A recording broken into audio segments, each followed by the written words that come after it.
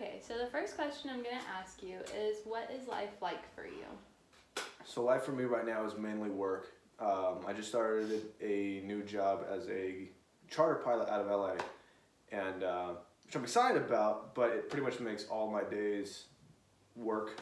Um, Literally about 14-hour days at times, but it's good. It's where I wanted to be, and so just kind of getting started in this career field, kind of got to grind a little bit till you can make it to the bigger leagues. So. But it's good. That's what dominates the majority of my life at this point. Um, and we'll kind of just see where it ends up, I guess. How does that make you feel to have your job dominate a lot of your lifetime? Uh, right now, it actually makes me feel really good. I just kind of got out of a period of 2 months of not working at all, which was kind of rare for me. I usually have a job lined up before I leave one, so to not work for a couple of months was nice at first, and then it kind of slowly wears on you. You want to work again, especially when I'm working in a field like this where I'm passionate about and I want to grow it into a large career field. So it makes me feel good right now to be spending most of my time working. Again, I've only been working this job for really only 2 weeks out of training.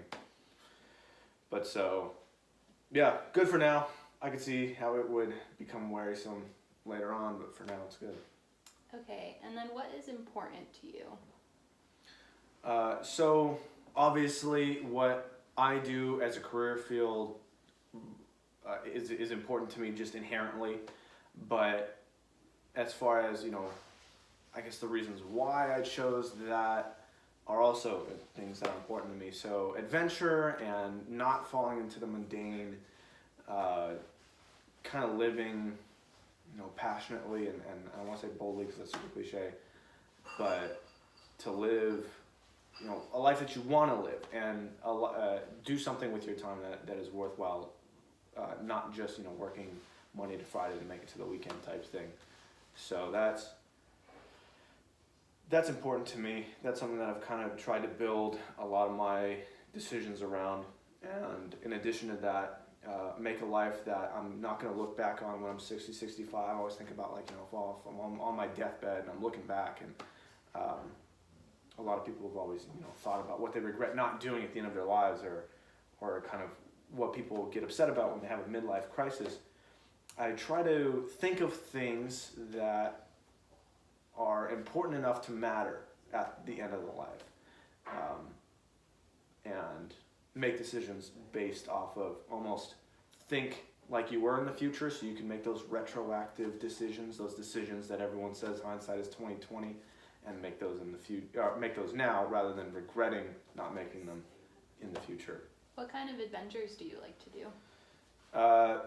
All over, honestly. I like when you think of adventure, going off to weird and cool places around the world. I love doing that kind of stuff, but also adventures in food and learning and people and cultures. I mean, there's so many topics and areas of study in life where I really don't think that there are boring topics, just uninterested people.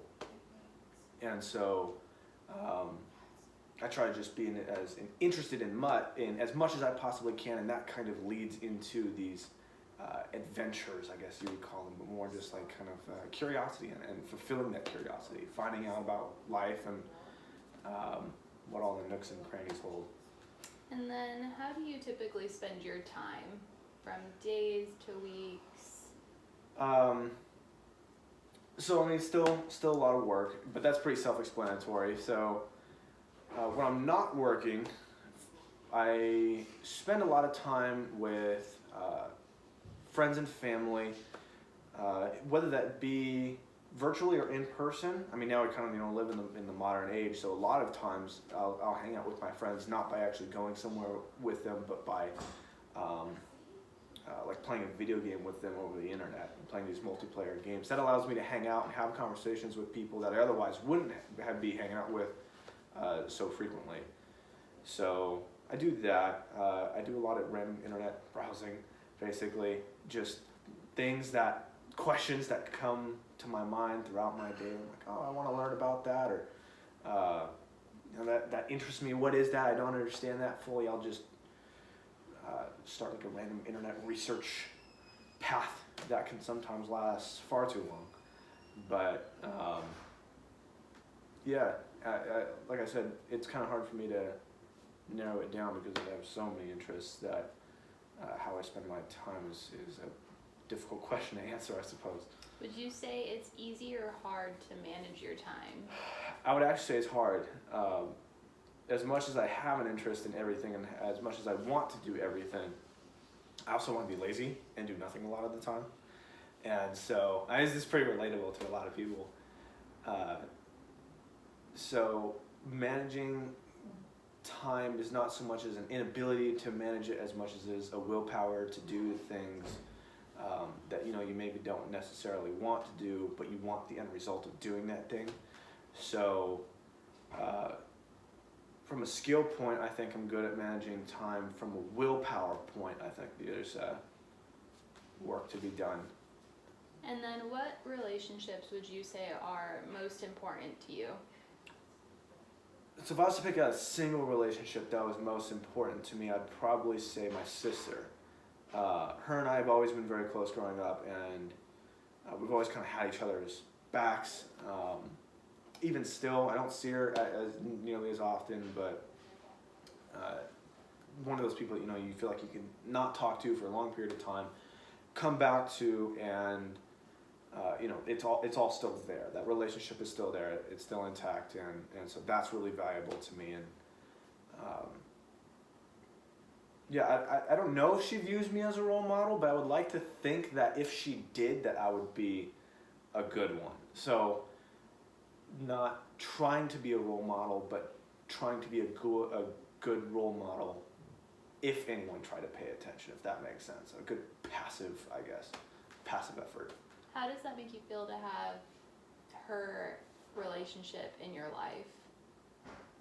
It makes me feel good. A lot of people complain about their relationships with their siblings, and so for me, it was always, especially when we were younger, I always heard about oh my brother sucks or my sister sucks or whatever. I just never had that problem really. So that makes me feel good from that aspect, and then also knowing like, hey, this person is my sibling. They're not going anywhere. I can trust this person. Those kind of relationships really matter to me. They make me feel good and secure. Like for lack of a better word, I have a bit of a safety net, which is nice. It's comforting. Do you guys have a lot in common? Mm-hmm. Yeah, I'd say we do. Certain things more than others, but yeah, we hung out a lot when we were kids, and so I think our development, or our interest development, kind of happened, simultaneously, and we helped build each other's interests. And so because of that, they're fairly aligned. She's super into video games. She's actually like a full-time streamer. She's doing really good at it. And so I was never interested on that level, but those kind of things can build similarities between us. She was always into playing video games, and at the same time we often played similar games, so that not only provided more opportunities for us to bond, but increased our mutual liking for things, our interests, our mutual interests. Yeah. Okay, thank you so much.